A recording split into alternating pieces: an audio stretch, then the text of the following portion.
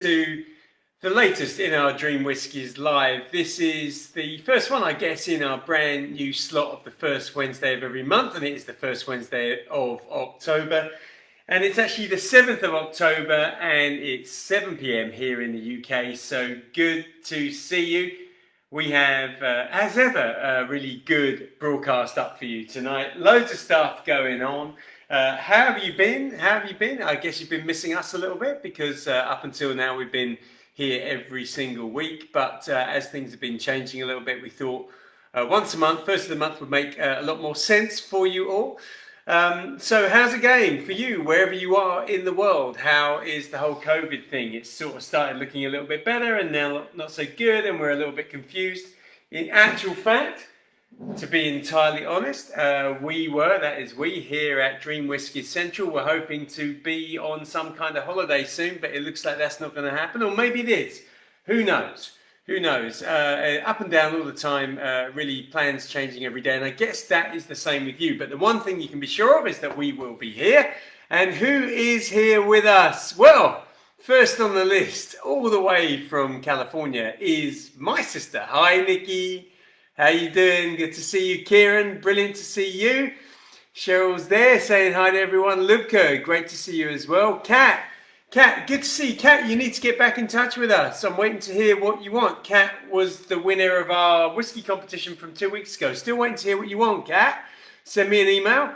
Jeff, long time no see. Absolutely. It feels like ages, doesn't it? Absolutely right. Good to see you here, though. Barry, not here again, and good to see you. Absolutely not see you, of course. Gaz, how are you doing? Paul Slade as well. Great to see you guys. So look, what have we got up for grabs for you this evening? We're going to have a bit of a drink in a second.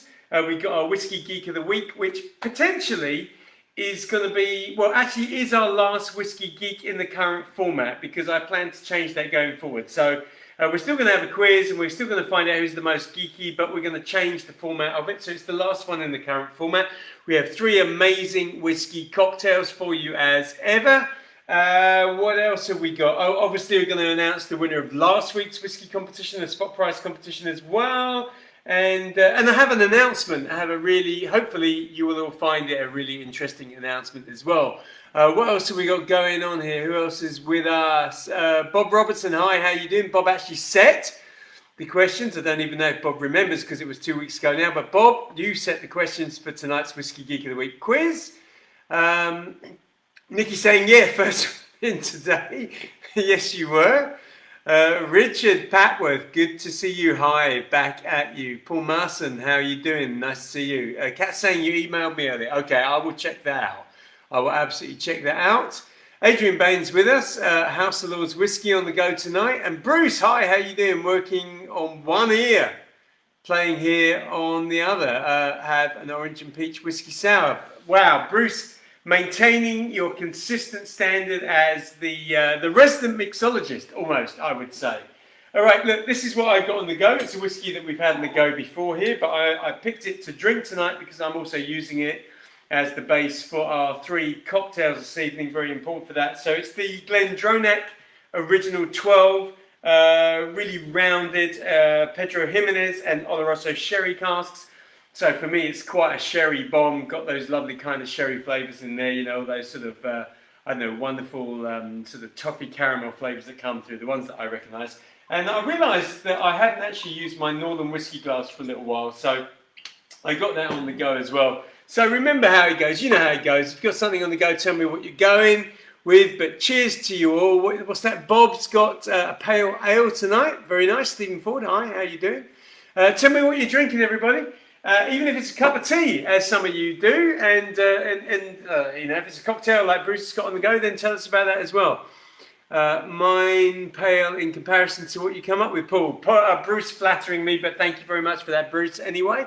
Paul Musson, what you got on the go there? Cheers. Highland Park Twisted Tattoo. Like that one, actually. Have I got any? No, I don't have any of that here tonight, Paul, but I like it anyway. Look, cheers to you all. Cheers from Cheryl as well. Good to see you all. I just remembered, don't have to pour the Northern whiskey glass back as far as I normally pour a glass, which is part of the benefit of the glass. unless you don't know how to drink out of it. But there we go. As gorgeous as ever. Just got this decanter of Johnny Walker Blue Label King George V here. And the only reason I've got it there is really a nod to my father-in-law, just in case he signs on tonight. He doesn't always sign on, but just in case he does. Because that's been sitting on my shelf for a year or two, and I decided that I was going to split that, or at least open it with him a few weeks back, which we did. It's gorgeous. We had a great night, so I just thought I'd put it there for him. Right, I just heard a little ding off my phone, which means I didn't put it on silent, so I'm just putting that on silent. What have we got going on, the rest of you? Kaz is just on water. Kaz, I seem to remember you said something about you were off the booze at the moment, so sorry about that, but water is good for you. Gary, Foresters, that's the bourbon tonight. Which one you got on the go? Green tea for Paul Slade. Spade, Chairman's Choice for Kieran, okay. Lubka, drinking just a lavender Radler because I need to finish my work on the PC. Well, that's reasonable enough. I think that's reasonable. Cat's on the Aaron 10-year-old. Well, Barry, what are you saying? I'm still tasting garlic, so no drink at all. Why is that? Are you tasting garlic? Is that something I should know? Gary saying expensive bottle. Yeah, the George V is a pricey bottle, so that's why it's just sort of sat there for quite a time. And I thought, look, I'm either going to sit it on the shelf and look at it for ages, or I'm actually going to open it with someone that's very important to me, which is why I opened it with my father-in-law. And you can see that we didn't knock it back, but we had a little taste of it. But if John is there, say hello. That's my father-in-law. Cheryl, what are you saying? It also helps if you don't glug back. Oh, yeah, that's about that. Okay, good. So let's get through the competition winners first of all, shall we? So I haven't seen you for 2 weeks.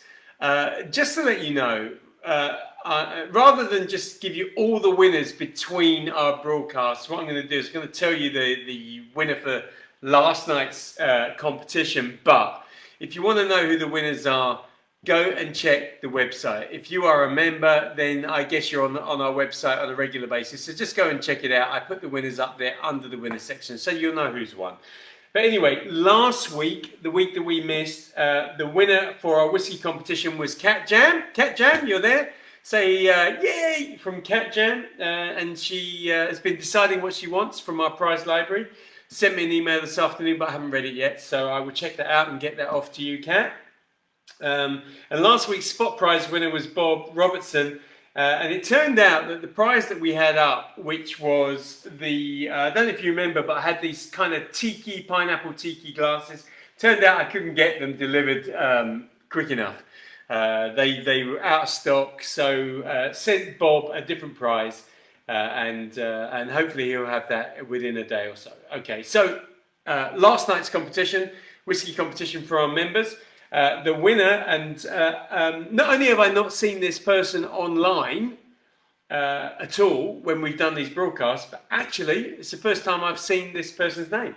I even had to go back into our membership just to check this person was a member. So really big apologies if you are out there and you watch us, and I haven't seen your name before, but thank you for being a member. You have won our whiskey competition, and that is Yehuda Jacobs. Yehuda Jacobs.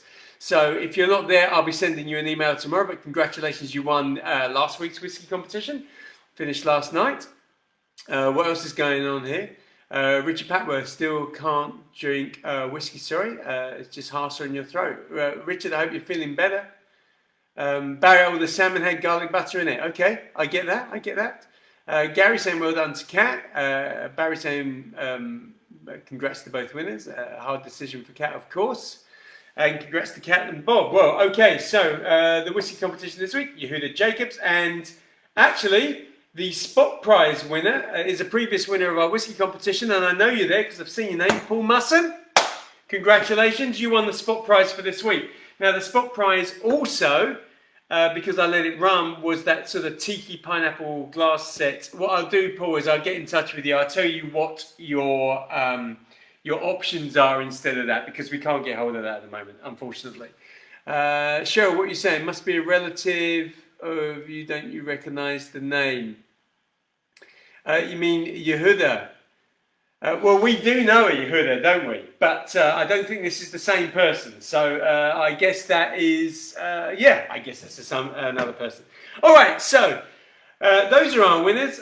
We have got the first of our cocktails coming up soon. I'm really enjoying these cocktails, actually. Starting to really get into a bit of a groove with some of these. And we've got 3 really nice whiskey-based cocktails up for grabs this evening. But before we get into those, we are going to get into what is the last of our Whiskey Geek of the Week quizzes in these live broadcasts, but only in this format. So we are still going to challenge you, but we want to try and do something which is going to draw a few more of you in, because we noticed that people were drifting away from it. So we're going to change the format next time around. But nevertheless, Bob sent us the questions for this week, and if you've got a pen or a pencil and some paper or a pad or an iPad or whatever it is, I'm going to give you the first 3 questions coming up. So here we go. Whiskey Geek of the Week. What we got here? Loads of congrats going on.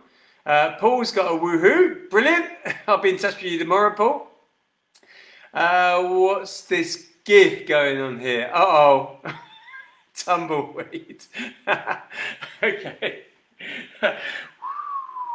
All right, tumbleweed's going on, fine. So here we go. Whiskey Geek of the Week. Questions 1, 2, and 3, as you know, as ever, are anagrams. Anagrams either of a whiskey or whiskey distillery.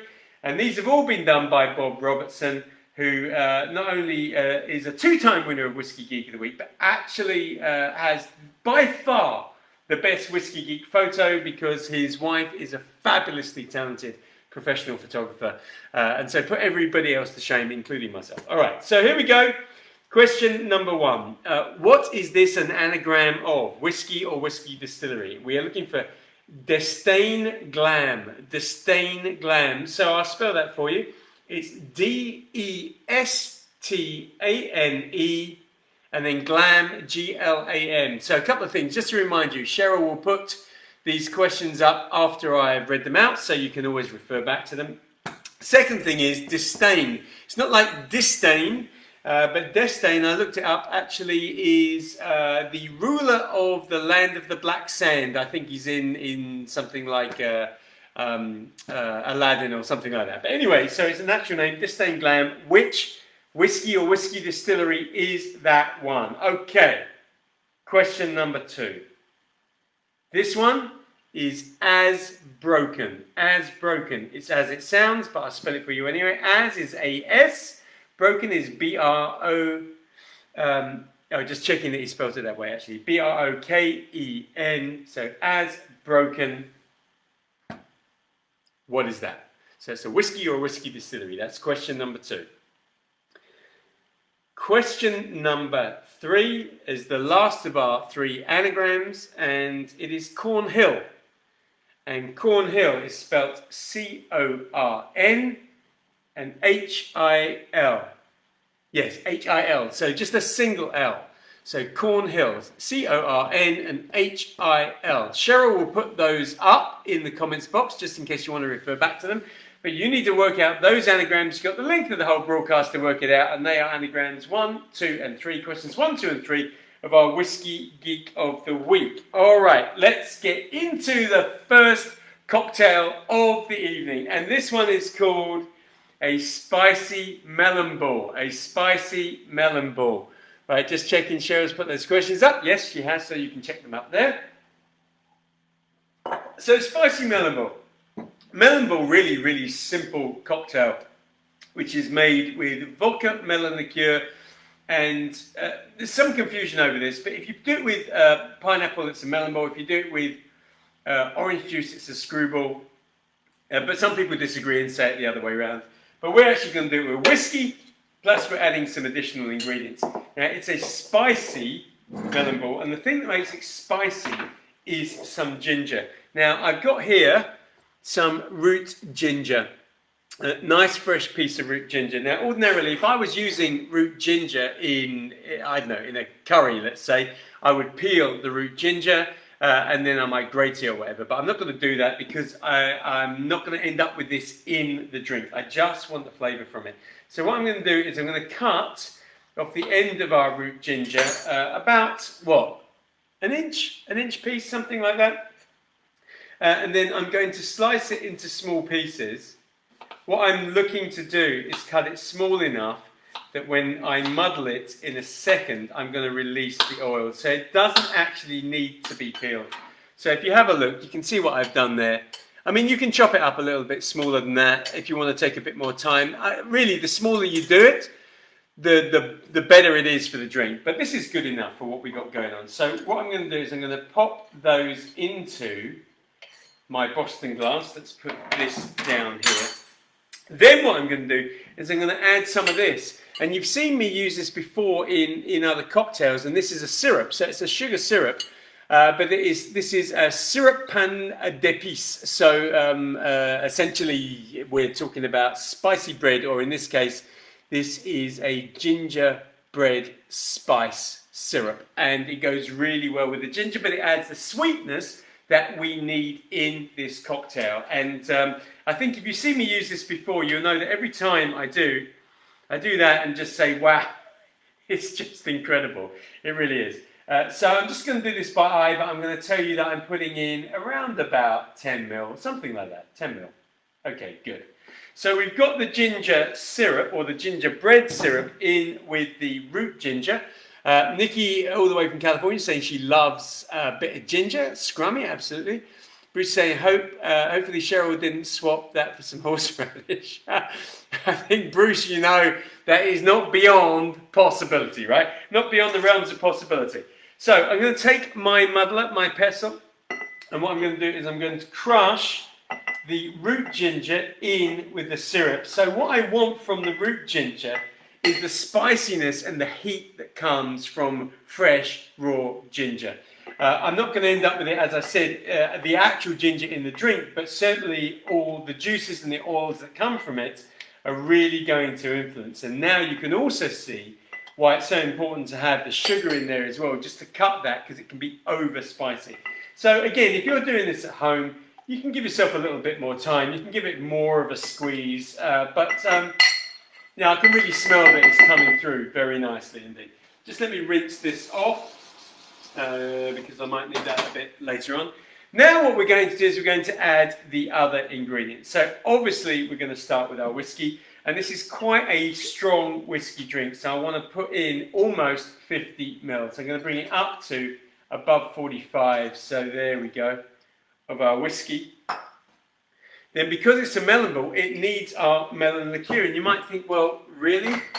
Are we going to put melon with those? But if you think about it, melon and ginger is a match made in heaven. Whiskey, we know from previous cocktails that I've made, is also a beautiful pairing. And when I put the last juice in here, you know that all of these ingredients work really well. And when I tried this out, originally, I found that it's really quite a spectacular drink. So I'm putting in 30 ml of our beautiful melon liqueur. There we go. That's good.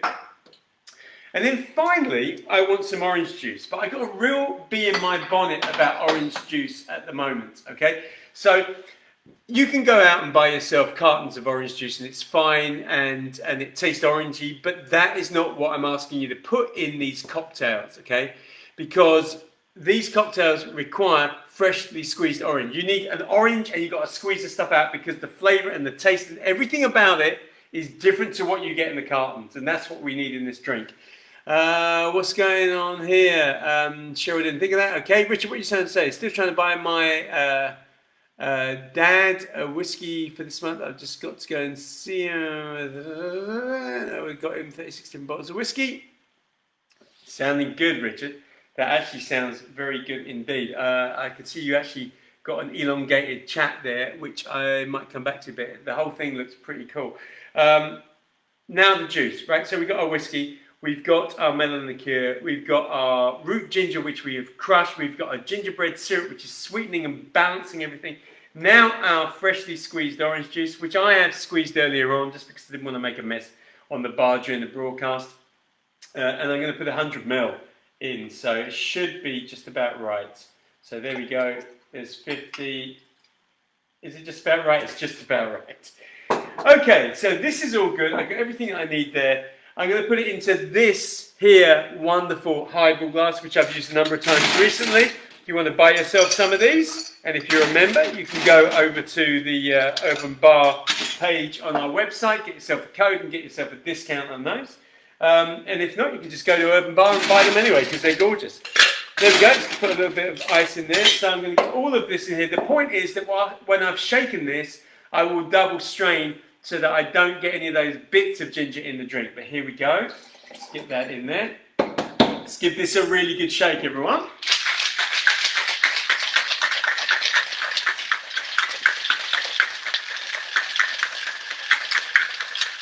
Okay, that's pretty good. I've actually got a bit of an arm injury at the moment, and I didn't realise that I was going to have as much trouble shaking that as I actually did. That was a little bit painful. I might have to do it left-handed next time. Okay, so like I said, whoop, what have I done there? Let's just wipe this up as I splash that over the bar. So I don't want the ginger going into the glass, so that's why I've got my double strainer. So let's get that in like so. It's going to be a slower pour because all the little bits from the freshly crushed ginger are going to be clogging this slightly, but let's get that up to that, looking really good. I can smell it here actually. Spices from the ginger and the aroma and flavour of the melon. That's good. All right, let's get that in there. Now to garnish this, what I'm going to do is I've taken some orange rind. So I took my zester and pulled off really long lengths of this sort of rind, and I just want to almost take it like a bird's nest really. And I'm going to take this little bird's nest of orange. There we go. And I'm just going to drape that all over the top of the glass like so. It's almost like putting on a wig really. Let's do that. That's good. Happy with that. I've got a little glass straw here, so I'm just going to put that in as well. And there we go. This is our first drink. This is our spicy whiskey, I guess. Spicy whiskey melon ball. There we go. Gorgeous. Actually, I'm going to have a quick taste, a very short quick taste before... Oh, God, it's absolutely gorgeous. So often when you put raw root ginger into a cocktail, it can overburn, it can be too spicy, too hot. But putting it with a gingerbread syrup works really well, and really pleased with that. So again, as I always say to you, if you try any of these out, let me know how you get on, send me the photos. I know some of you do, which is really cool. All right, good job, good job. Take that. Okay, so what we got chatting away here? Lucky man, says Cheryl to Richard. Definitely. Paul Musson, what's going on? Have you ever tried Pipe Creek? I think you're talking to Richard, but there we go. Lucas saying, I like this, I'll try it for sure. Let me know how you get on with that. You know that I like that. Photos, all photos. It doesn't have to be like sort of Cheryl professional, wonderfully posed photographs. Any photograph, just like to see you with it. Even if you show me a 3/4 empty glass because you made it and drank it and you love it. Gary saying fab colour. Actually, it's a beautiful colour, isn't it? And that comes from a combination, obviously, of the ginger, but mostly that melon liqueur gives it that wonderful colour. Ginger is now on the shopping list, says Bruce. Let me know how you get on, everybody. Let me know how you get on. All right, so that was our cocktail number 1 for this evening, our spicy melon ball, which now takes us into cocktail number 2. Nikki, what are you saying there? Just saw some pretty nails, Cheryl. Yes, you did, didn't you? Some pretty nails wrapping themselves around the glass. Yes. Okay, so we're on to questions number 4, 5, and 6 of our Whiskey Geek of the Week for this week. And these are pretty good questions, actually. I like it when the questions come in because you know that we've got the winners of 1 week to do the questions for the next week. I always check them out, see how many I know myself, see how many I have to look up. I have to look up more often than I know, to be perfectly honest, but that's how you learn, right? So question number 4 from Bob is a 2-point question, okay? There are 2 points up for grabs for this question. And the question is this: where does Dr. Nick Savage work now, and where did he work previously? Okay, so the answers are, just to give you a clue, you know, we are talking about whiskey distilleries, all right? and whiskey brands. So where does he work now? This is Dr. Nick Savage. Where does he work now? That's 1 point. And where did he work famously previously? That's for 2 points. So there we go. That's question number 4. Any of you got any of these Norland whiskey glasses? And if you have, let me know how you get on with them. Do you like them? Do you think that they are just a beautifully designed gimmick? I actually think, personally, I think they work. You know, I think the claims that they make actually work very well. I think more than anything, of all the claims they make is when you nose the whiskey, right? So when you do this, you get so many of the, you get so, I tell you what you get. You get so much of the aroma without the burn. So if I put this in any of my regular rocks glasses, old-fashioned glasses, I get everything that I'm getting now, plus I get the alcohol burn. But I don't know whether this is just in my mind or not, but every time I nose a whiskey out of a Northern whiskey glass, I just get the aroma. I get all the aroma and none of the burn. In fact, so much so that if you gave this to somebody who'd never drunk whiskey and they nosed it and then they drank it, they'd have quite a shock, actually. Yeah, very clever glass. If you've got one, tell me about it. Do you like it? Do you not use it? How do you get on with it? Question 5. Which distillery names its stills Tara and Mary? And just to spell it, because I think it's pronounced Mary, but it's not M-A-R-Y, okay? So Tara and M-H-A-R, it's M-H-A-I-R-I. M-H-A-I-R-I. Mary. I think that's Mary. So which distillery names its stills Tara and Mary? That's question number 5. So how are you doing? You still talking to me? Let me know what's going on. If you are drinking, if you are mixing any cocktails, if you've got a Northern whiskey glass, or for that matter, any questions you might have. Because let's face it, we're not going to see each other as frequently as we have been doing over lockdown. So instead of every week, you know now, hopefully you know that it's the first Wednesday of every month. So I might just do a few Q&As. If you've got any questions, something you want to ask me about whiskey, which I have reasonable knowledge of, if you want to ask me about cocktails, which I've got pretty good knowledge of, anything like that, drop me a question, I will try and answer it. Or if you're having problems in your personal life, give me a... No, I'm joking, right? Don't give me a question about that. Definitely not an expert. Question 6 for our Whiskey Geek of the Week. Question 6 is, which distillery produces Manor Swords and Manor Words? Okay? Which distillery produces Manor Swords and Manor Words? That's question number 6. Brilliant. Okay, so that's question number 6. Which means that we are now on to our second cocktail of the evening. And our second cocktail of the evening, actually, well, I was going to say it's inspired by a cocktail that I did a few weeks ago. In actual fact, the third cocktail is inspired more by a cocktail I did a few weeks ago. So I won't mention that until I get to it. But both of these, I've been inspired by the technique, actually. And what's that? Bruce is saying, update us on your current projects. Absolutely. Give you an update in a second on that, for sure. So, I don't know if you remember, but I made this drink called a Green Park, or a Whiskey Green Park.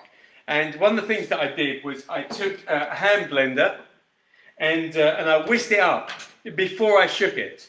And it was so effective, and I like that technique so much. I came away from that broadcast thinking, you know, I really should try that with a few more cocktails. So that is what I'm doing tonight. So the next 2 cocktails, I'm going to use my blender in both of them. And what I found is that where you would ordinarily maybe muddle an ingredient to get the flavours out, when you whiz it, you get something different from it. So for a start, you get all of it. Secondly, it changes the texture. And also with things like egg white as well, it really adds a certain sort of life to it. So I've been really quite obsessed with this idea of blending stuff up before you shake it. So that's what I'm going to do. Now this cocktail, just make sure I get the name right, because as you know, when I develop cocktails, I develop the recipe first and then struggle to name it. But I've called this a fig reviver. This is a fig reviver, and I wanted to make this because Cheryl bought some beautiful fresh figs the other day. There you can see, there's a beautiful fresh fig, really soft. And I thought, right, I've got to make a cocktail with this. What have we got here? Loads of people chatting. Updates on our projects. We'll do that, Bruce. As I said, Paul tends to stick to the classic Glencairn glass the past few years. Yeah, I think a lot of people do. Paul's got Northern glasses. He won 2 of them, of course, from us. And then purchased 2 more. Okay, so yeah, I guess you're a fan. Extra Maduri gone. Are you talking about Maduri melon liqueur, Barry? Is that what you're talking about? Oh, is it gone from... Oh, I see. Gotcha. I didn't even see that happen. Thank you very much for that. All right, let's get into this cocktail. So just let me rinse these bits off, which I didn't do before. Excuse me a second. Any decent bartender, make sure that he rinses all the equipment off before he moves on to making another drink. And of course, it's been a long time since I've been a decent bartender, so I've lost my skills really to some extent. Let me just do that. Okay, so I'm going to take first of all the fig, and I'm going to cut the top part off about there because I'm going to use that as our garnish at the end. So I'm just going to cut the top off like so, and you can see there we go. Can you see that? And I'm going to keep that as our garnish for the end of the cocktail. And then what I'm left with is this. Now, originally what I thought I'd do is I'd scoop out the inside of our fig. But in actual fact, the whole fruit is so soft and edible, as I was reliably informed earlier on. Now what I'm going to do is I'm going to slice this up into small pieces, and then I'm going to get it into the can part, the tin part of our cocktail shaker. Wow, I think I've just cut my finger. Have I managed to cut my finger? Let's just do that. Let's do that. So the last time I cut my finger in a bar was a long time ago. Can I have a plaster, please? Just calling the medic here. I need a plaster because of Ladybird, I think. So we've got kiddies plasters. So plasters with either ladybirds or caterpillars. Owls or owls. No, owls are too big. The owl plasters are too big. So if I put that on, it's actually going to cover my whole hand. So I'm going to have to go for, what, a plain one. Oh, they're too big? All right, so while those are going, let me just try and hold on to that for a second and explain what I'm going to do here. I'm going to take the can and I'm going, because it gives me more space to blend it, and I'm going to put the whole fig that I chopped up into that can. So let's get that in there like so. That's good. Very good. And that. Right, how are we doing? Right, excuse me, just need to get this.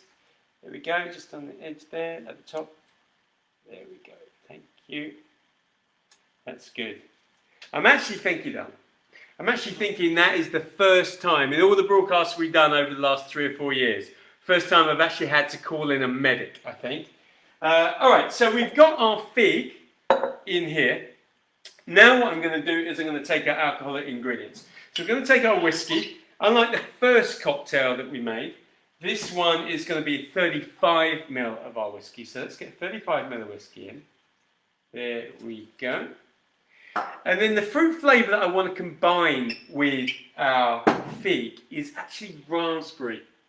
And raspberry works really well because it's that kind of pervasive fruit flavour that doesn't actually dominate, but rather blends very well with subtle other fruit flavours. So for example, fig, which is actually very subtle indeed, it works so beautifully with that. And we're going to put in 25 ml of our raspberry liqueur or our framboise. Okay, now 2 more ingredients that go into this. I'm going to take a lime and we're going to add the juice of a whole lime. So I'm just going to take my lime, give that a cut in half, like so. Let's pop that there and that there for a second.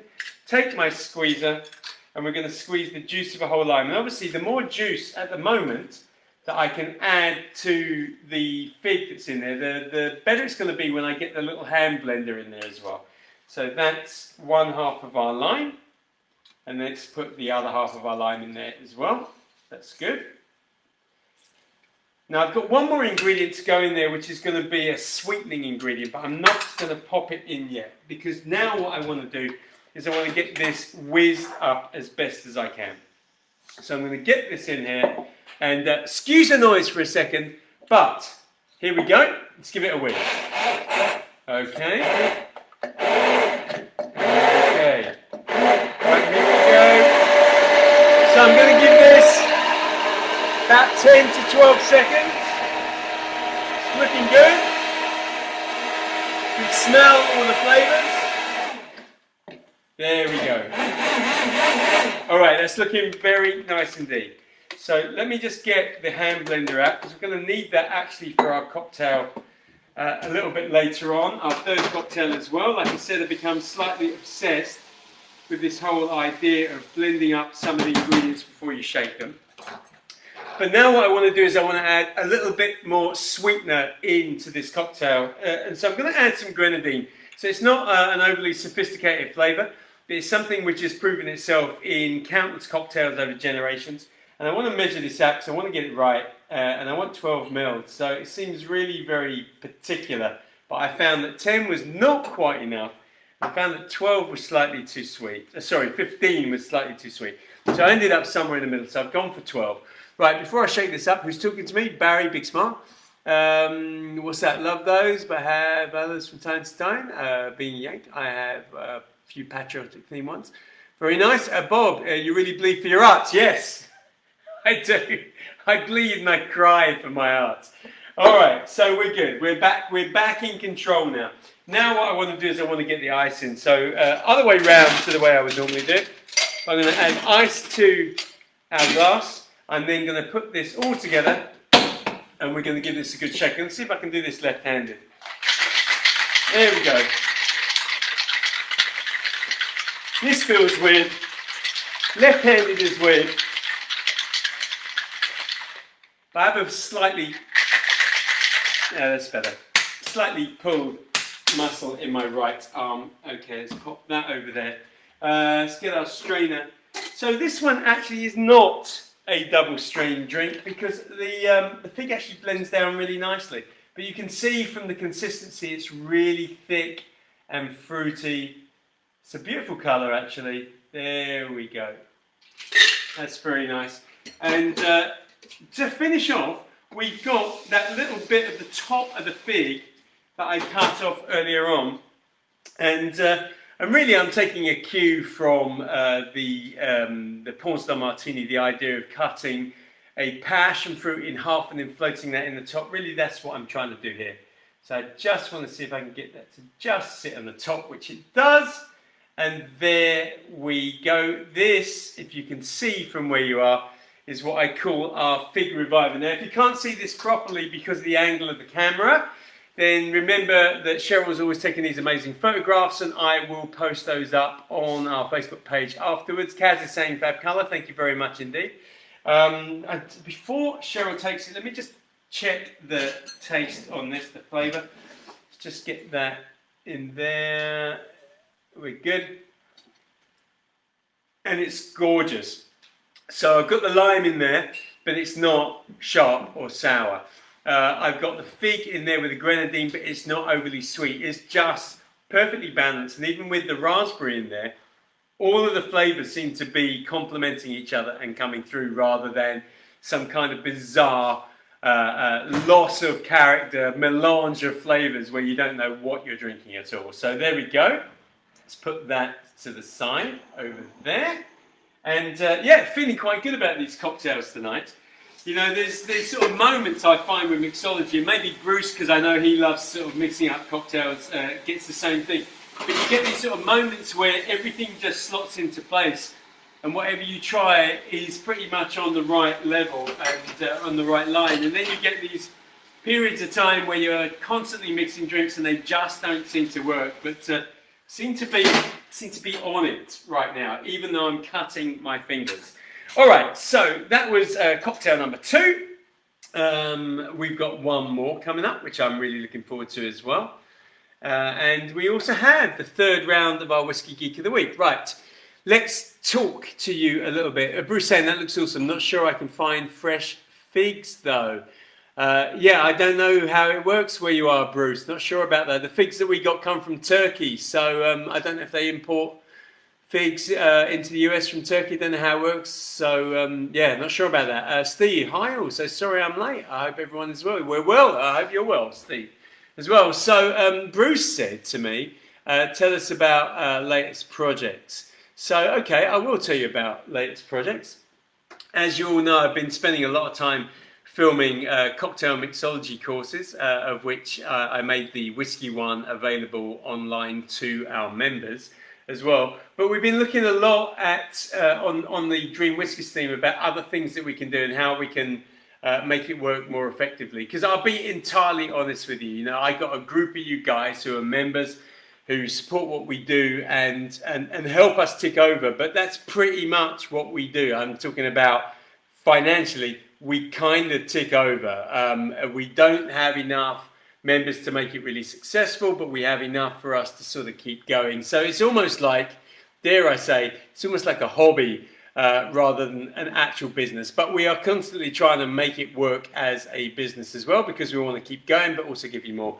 So one of the things that we've done and we've decided to do, and I'm actually announcing this, and I will say it again later in the broadcast, is that we have decided, outside of the membership, we've decided to make a pay-to-enter competition for Christmas, which we have launched, which whether you are a member or not, you can enter. In other words, it's got nothing to do with the membership. The membership thing is for members only. You've got your weekly competitions, you've got everything else that we do, that's for the members. But we decided to do a premium competition for anyone that wants to enter. And we got an amazing bottle of whiskey up to grabs. And if you enter, you might win it. But if you do, it means that you put more pennies into the Dream Whiskies bank balance, which means that we can just keep going and with what we do. So we've got this incredible bottle of Glenfiddich Snow Phoenix. And if you know anything about Snow Phoenix, it was a very, very limited release that was released in 2010 when one of the roofs of one of the warehouses just completely collapsed under the weight of snow that was on top. So it collapsed. The temperatures were something like -17, -18, -19 degrees. And what the master blender decided to do was take the barrels within that warehouse, which were now subject to extreme cold temperatures. Obviously, it didn't freeze because we're talking about high proof alcohol. And used those barrels to blend a very special limited release, which was only released back in 2010. It was called Snow Phoenix. It now has a value of about $1,000. We've managed to get hold of one of those, and we are putting that in a premium competition. It's not part of the membership, it's just a competition that anyone can enter. You can go over to our site, there's a link in the description, but I'm going to be sending out emails and stuff as well to tell you all about it. But it's quite exciting because you can enter it for 50 pence. 50 pence a go. 50 pence, that's it. You can end up with $1,000 bottle of whiskey for 50 pence. So we're giving you the opportunity to have a go at that. We're running it from now until just before Christmas, and we will announce the winner on Christmas Eve. So one of you will win that. That's our latest project. We've got loads of other things that we're thinking of. And I will be telling you guys about the online whiskey tastings that we've discussed. I sent out an email. About 70 or 80 of you responded to that saying you're really interested. So we've been looking at that, and with a bit of luck, we might be doing our first online whiskey tasting, i.e. where you have the whiskies, we send you the whiskies, and we all do a whiskey tasting together. We might be doing the first one of those towards the middle stroke end of November, so keep an eye out on that. Right, what else is going on here? Look, I have some fresh figs in my fridge. I miss grenadine, framboise, ice, and limes. Look, it sounds like you're just going to eat the figs, from what I can tell. Or maybe have your fig and then take a shot of whiskey. Kat, I will post it on my competition website for you. Thank you very much, Kat. I can't tell you how much I appreciate that. It's really kind. All right, everybody. Let's go into the third round. It's question 7, 8, and 9 of our Whiskey Geek of the Week for this week. Remember, Bob Robertson set our questions. And I've actually just noticed that the cocktails that went away for photographs have not come back, have they? Have they?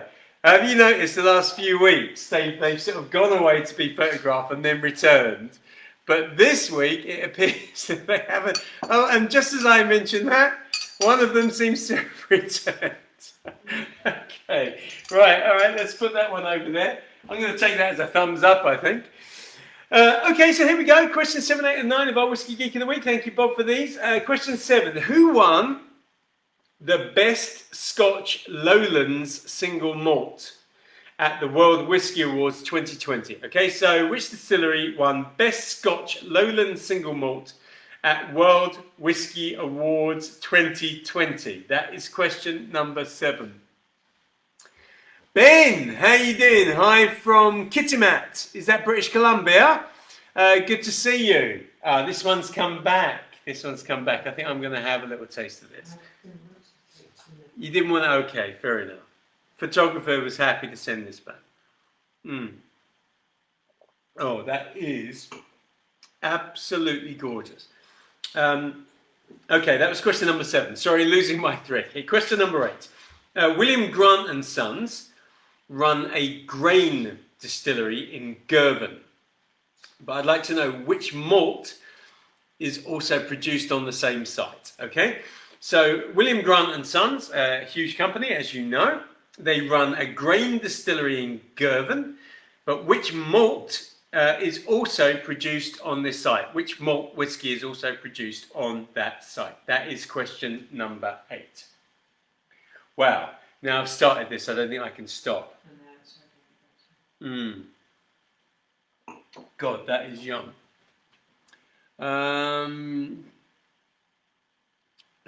Cat, low quacks. When I say my, I just mean the one that I use, by the way. It's okay.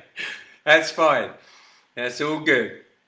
Loads of people use my when when it's not actually theirs. But if you're emotionally involved or emotionally invested, then it's yours. Am I right? Kaz, which site is that? Yeah. Barry saying thanks. I know it. Good. Question number 9 before we go to our last whiskey cocktail of this evening. I'd like to know which Diageo distillery is in East Lothian. So which Diageo distillery is in East Lothian? Cheryl, you know that one? Cheryl does know that one because Cheryl and I have been to this distillery. Okay, so which Diageo distillery is in East Lothian? That is question 9. We have 3 more questions for what is our final Whiskey Geek of the Week in terms of the current format, and that's coming up after our final cocktail of the evening. All right, so let me get this out the way.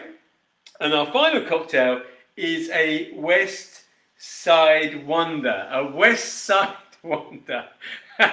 That's what I call it, a West Side Wonder.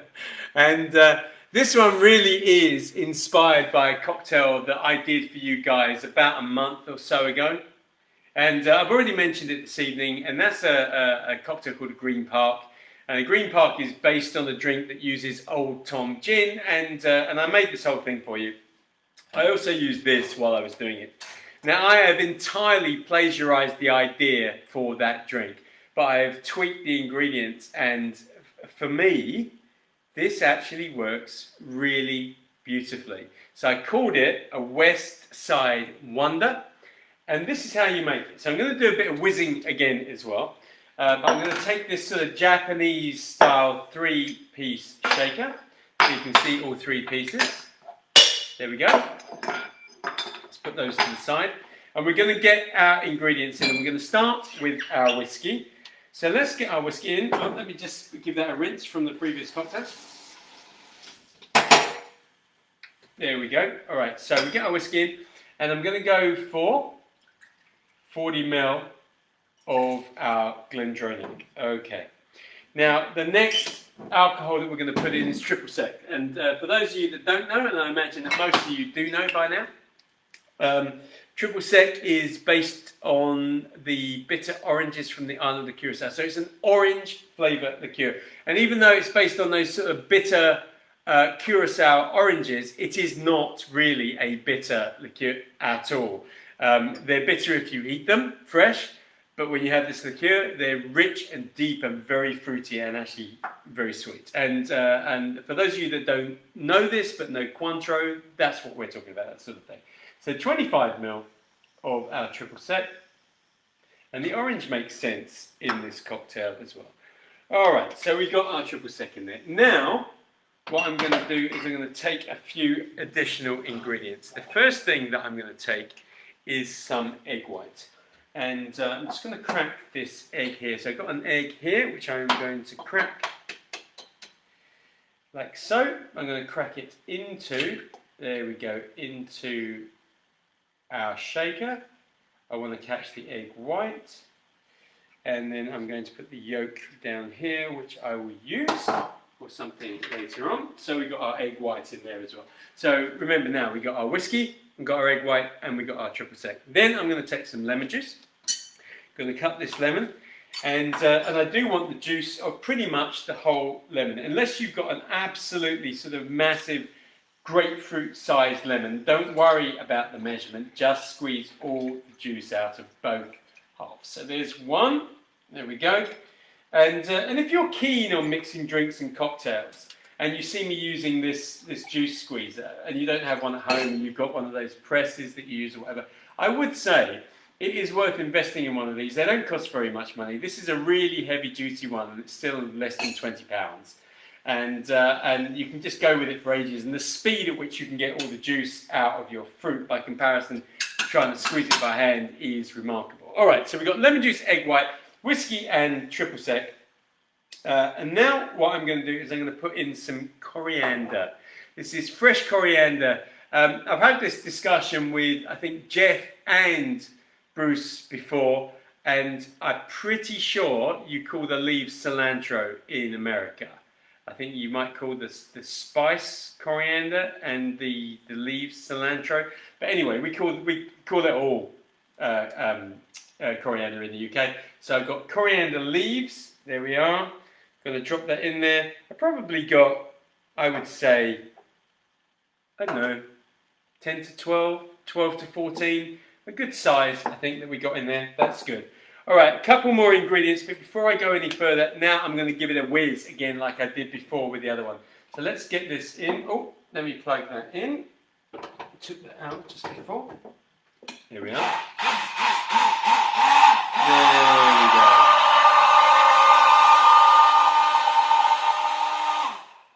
There we go.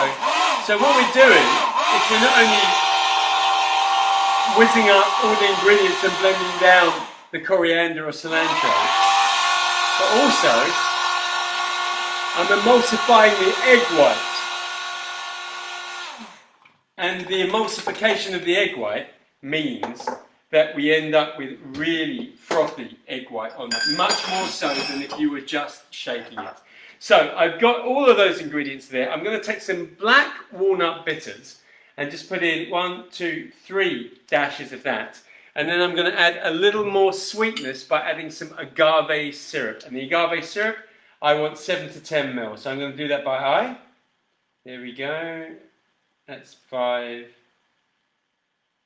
There you go. It's pouring out really slowly, actually. That's 10. And so we are good. I'm going to quickly take some ice. Get some ice in there. I'm going to get the cap on. I'm going to get the lid on, and I'm going to take my 6-foot high martini glass. So let's get that over there for a second, and we're going to give this a Japanese shape. There we go.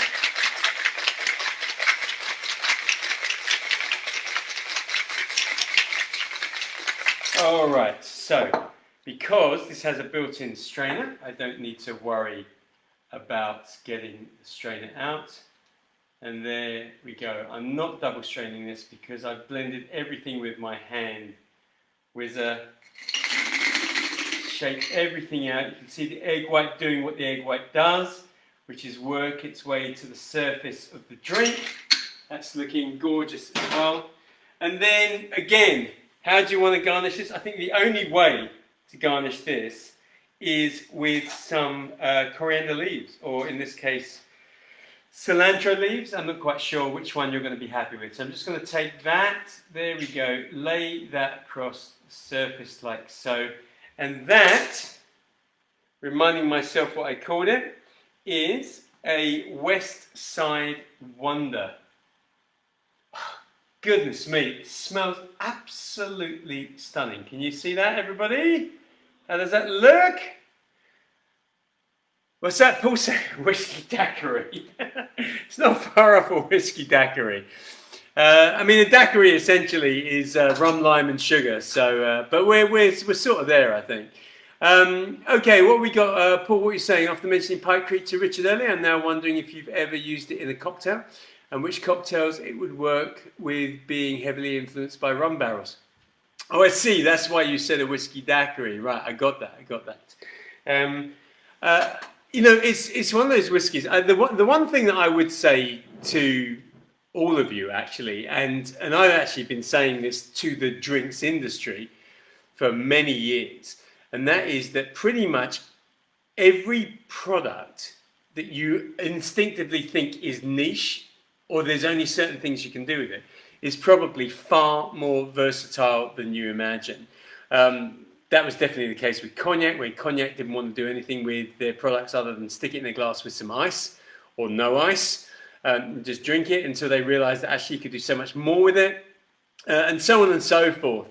Right, so what I would say to you is the whole Pike Creek thing, and actually any of the products that you talk about, it is amazing that when you set your mind to it, what you can do with them and what they will mix with, and how other ingredients bring out incredible flavors and aromas and actually characteristics of particular spirits that you would never have found had you not mixed them up in the first place with something else. Bruce, what are you saying? You're correct about the leaves and seeds for cilantro and coriander. Thank you very much. Yes, I do remember you saying that before. Thank you. And cat jam, what's that? Yum. Yum indeed. Absolutely yum. We're only into yum cocktails here. Tell me this, by the way, everyone, especially you guys who've been watching me for a few years now. When we first came on and you first joined us at Dream Whiskies, I know we give away whiskies, and I know the whole thing really was about giving away whiskies. Michael Nolan, hi, how you doing? Good to see you. Better late than never, for sure. Yeah, good to see you. But honestly, did you realise, now having watched all the cocktails that we've made together, all the cocktails that I've done with you and I've shared with you, did you have any idea what you could actually do with whiskey aside from drinking it in a glass with either water, ice, or nothing? Because if the answer was no, but now you're thinking, wow, we can do anything with this, then job done, I think. Not the job's over, just job done, because that's what we want. We want people to get that. All right, here we go. The last 3 questions of our Whiskey Geek of the Week. Then I will show you what prize is up for grabs in this week's Spot Prize, and I'll remind you that we are giving away a $1,000 bottle of Snow Phoenix, not as a members thing. This is a general, outside of the membership thing, open to everyone competition. Okay, tell you more about that in a second in case you missed it first time around. Question 10, in Cupar, I think it's Cupar or Cupar, in Fife, what is the name of the distillery that is found in a converted mill? All right, I think it's Cupar. But in Fife, in Scotland, what is the name of the distillery that is found in a converted mill? That is question number 10. Wow, I'm loving that Fig Reviver. Bruce, cilantro and coriander with a tequila anejo would be fitting. Got a tequila anejo here. Got an El Jimador anejo. I don't know if you know that one. Out there, it's a pretty popular tequila, I think, actually. Question 11. Who owns Chain Pier Distillery in Edinburgh? Who owns Chain Pier Distillery in Edinburgh? Who owns that distillery? Big company owns that distillery. Bob, what are you saying? I made my first cocktail the weekend just passed. Dry raspberry martini was yum. A dry raspberry martini. Nikki. Thank you, Nikki, from the sidelines. Bob, what did you make your dry raspberry martini with? Was it a gin-based cocktail? Was it gin with raspberries? Raspberry liqueur? What did you do? Tell me what you made that with. Just doing this for Nikki, by the way, just in case. Good. Question 12. Question 12 for our Whiskey Geek of the Week for week 35, 7th of October 2020. I'd like to know which distillery is at the foot of the Kilpatrick Hills. So which distillery is at the foot of the Kilpatrick Hills? That is question number 12. So tonight's Whiskey Geek of the Week, 12 questions, but 13 points up for grabs. So 13 points. Who's going to be the last of our Whiskey Geeks of the Week in this current format? Who is it going to be? One of you is going to be our Whiskey Geek of the Week. Paul, what are you saying? Didn't realise there were so many cocktail possibilities with whiskey, and in fact was not a fan of cocktails. Feel differently now. Good. Pleased to hear it. It's interesting, actually, isn't it? If you're not, most people who are not fans of cocktails are not fans because of what they have been exposed to up to that point. So people would think, well, cocktails for me are, I don't know, like silly, fruity, fluffy ideas that don't really get the most out of the spirits, or, you know, I mean, I hate to say this because it's not how I feel, but a lot of people go, cocktails are all about pina coladas. Well, actually, pina coladas are amazing if you make them properly. The trouble is that most people make most pina coladas very badly. But people have a sort of limited idea. Just like anything else, you know, we don't know what we don't know. Once people say, well, actually check these out, you think, well, maybe it's more interesting. So I'm really interested in that. Pleased to hear that, Paul. Bob, what are you saying? Bombay gin, dry Cinzano. Okay, raspberry liqueur equal measures of the three. Shake it with us. Okay, 2 cherries on a stick. Liking the sound of that. Like that, for sure. Yeah. You know what you could do if you really like that? Then you could take that a step further, and you could take 2 or 3 raspberries, and you could give them a little muddle and muddle those up, then add your 3 ingredients in with that. Either give that a shake or a stir depending on how you mixed it. I'm assuming you might have shaken that. Oh, you know, you said that you shook it. Okay, fine. So you then put them all together, shake it up, double strain it out so none of the actual raspberries go in, and you get much more of that natural raspberry flavour. A little bit sharper though. It'll come out sharper than the one that you drank. Okay, let me give you the answers. So actually, before I give you the answers, just giving you a chance to finish off with your answers, a couple of things to show you. So members, our spot prize competition this week, I'm giving you a book. It's not one of my books, but it's a pretty good book. It's a book called Whiskey Cocktails by a chap called Warren Bobrow. So Warren Bobrow produced this book. It's a really handy little book if you're into your whiskey cocktails. Now, a lot of the stuff that I do with you won't be in this book or any other book, because pretty much 90% of the cocktails that I share with you, apart from classics like Old Fashions and Manhattans and stuff like that, 90% I invent for Dream Whiskies. So I make them up, I share them with you, so they're like between us. Not saying that you can't share them with other people. So you won't find them in books, but what you will find in here are a lot of the classic cocktails, a lot of the interesting modern popular ones as well. So that's our member spot prize competition. Now, to remind you all, as a special way of involving people who are not members as well as people who are members.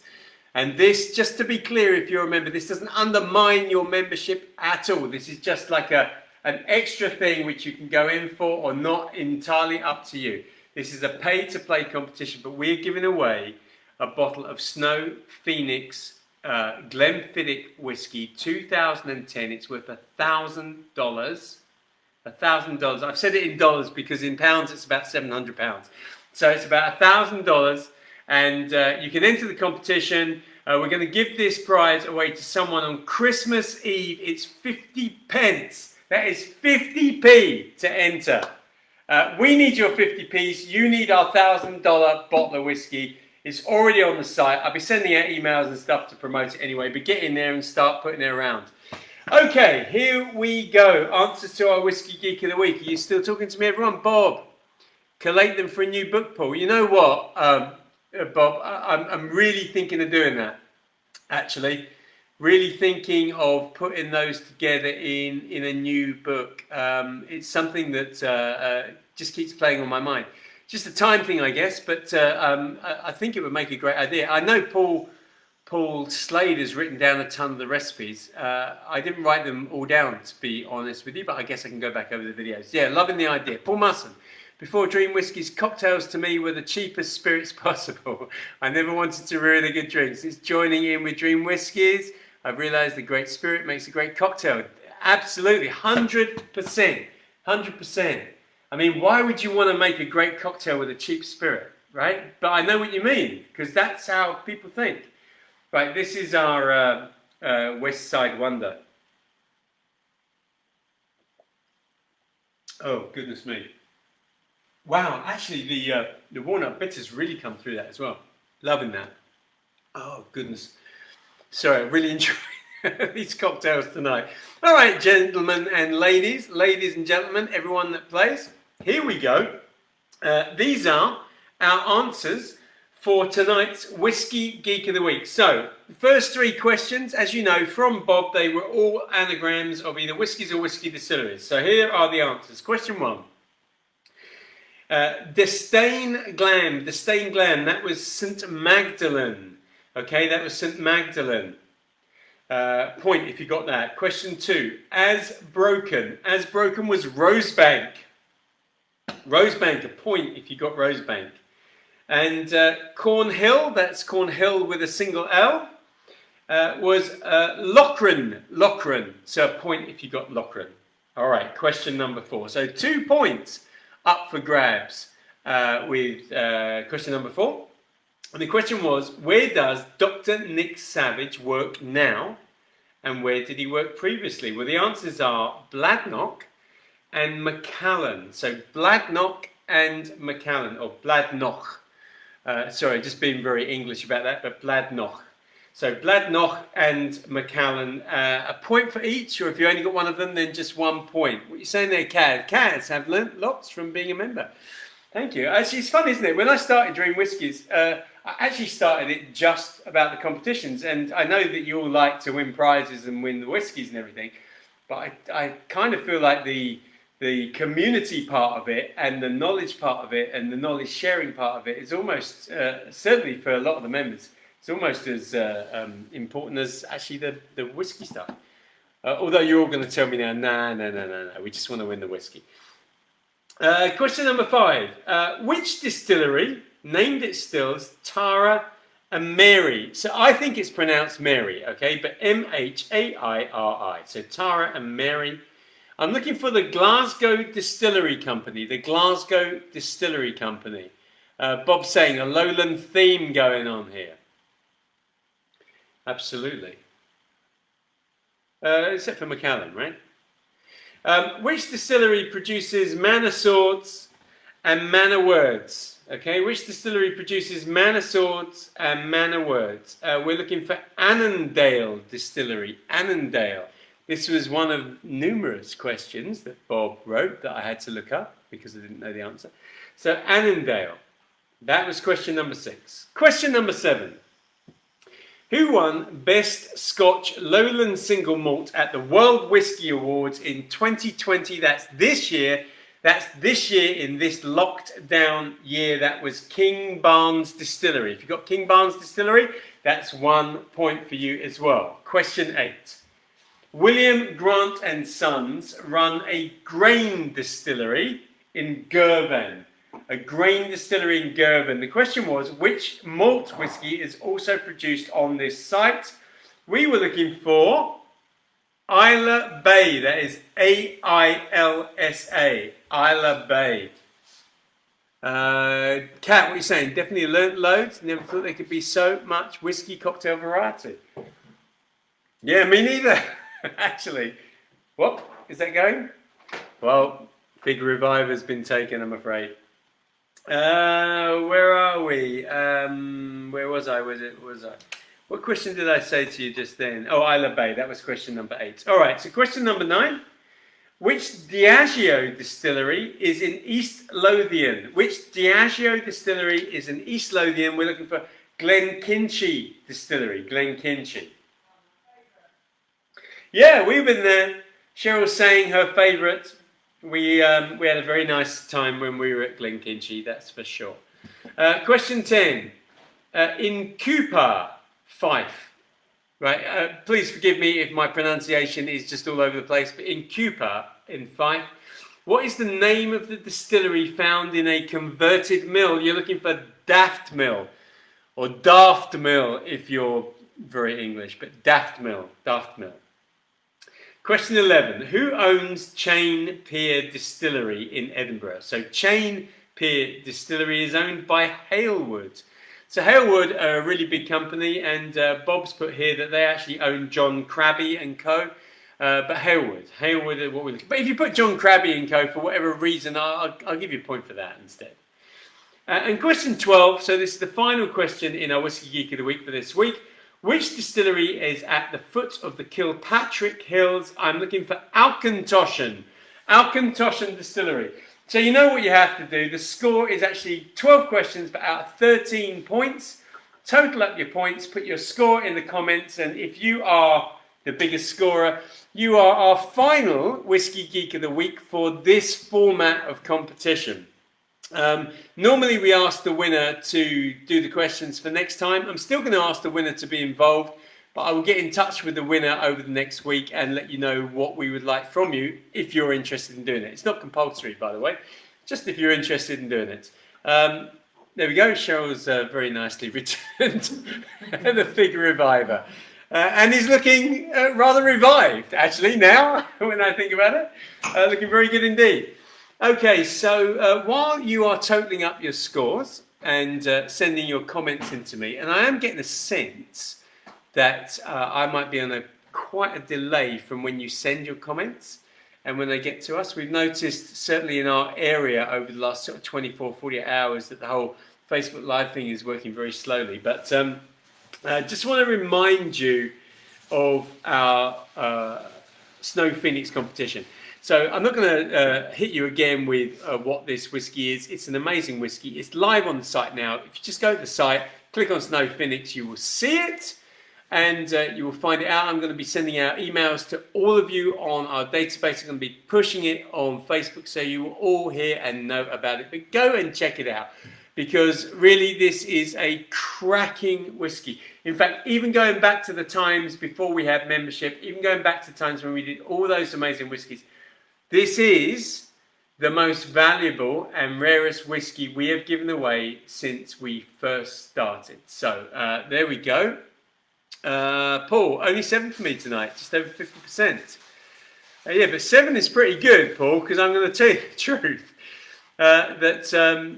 When Bob sent these through, I mean, obviously he sends them through with the answers, but I'm honest with myself. You know, do I know it or do I not know it? And I actually found that I was well below 50% on these, so I had to. Not that I doubted him, but I went and checked them all out as well because it's just interesting to know. Cat Jam 10, but mostly thanks to Google. Cat, what are you doing? You're taking a leaf out of Barry's book, I think. Barry, I wonder if he helped us to the same answers. Okay, so at the moment I've got a legitimate 7. For Paul, I've got a slightly dubious 10 for Kat. Yeah, I'm definitely not seeing comments. I've just realised that because I can see Cheryl has said good night to Nikki, but I haven't seen anything from Nikki in ages. So I think, so if I'm not responding to a lot of the things that you're putting up, just to say, I'm not sure that I'm getting the comments. It seems to be really thin on my comment section, and I can see from Cheryl's response to Nikki that I'm not getting them. Actually, hold on a second. I've now got the phone here, Cheryl's phone, so that will help me, I think, to see whether I'm missing anything. Okay. There we go. Okay. Yeah, I can see Nikki's going. All right, so Nikki, bye. Thank you very much. To see Barry, want to help us the same answers. Cat Jan, to be fair, I think you may have helped me to all my answers. Kaz, you got 6. Barry's the same as Cat. Well, what am I going to do with you guys? You know what? I think I've told you this before, but we have a sort of local pub quiz, and there's definite question marks over whether people are using Google, but nobody admits to it. You know, with the online pub quiz. But you guys, you're just out there and honest, aren't you? It's hey, I cheated. I use Google. Yeah, okay, right. I'm not even sure how. I'll tell you what I'm going to do. And unless any of you got any more scores to put in, I think we've probably got all the scores in. So look, thank you for those of you that play. Thank you brilliantly, Bob, for doing the questions. What I'm going to say to you is this, is I'm going to call Kat and Barry equal winners this week because they both got 10. I know they use Google. They admitted they use Google. But it's a way of wrapping up Whiskey Geek of the Week with a little bit of a smile on our face. Thank you everyone for playing every week that you have done. What I'm going to do is I'm going to get in touch with you guys over the coming week. And I'm going to let you know how I'm changing this so that hopefully it becomes slightly more inclusive for more people. And then if you want to be involved in that, then fine. Okay, Barry's suddenly been honest. He said, okay, 5 without Google.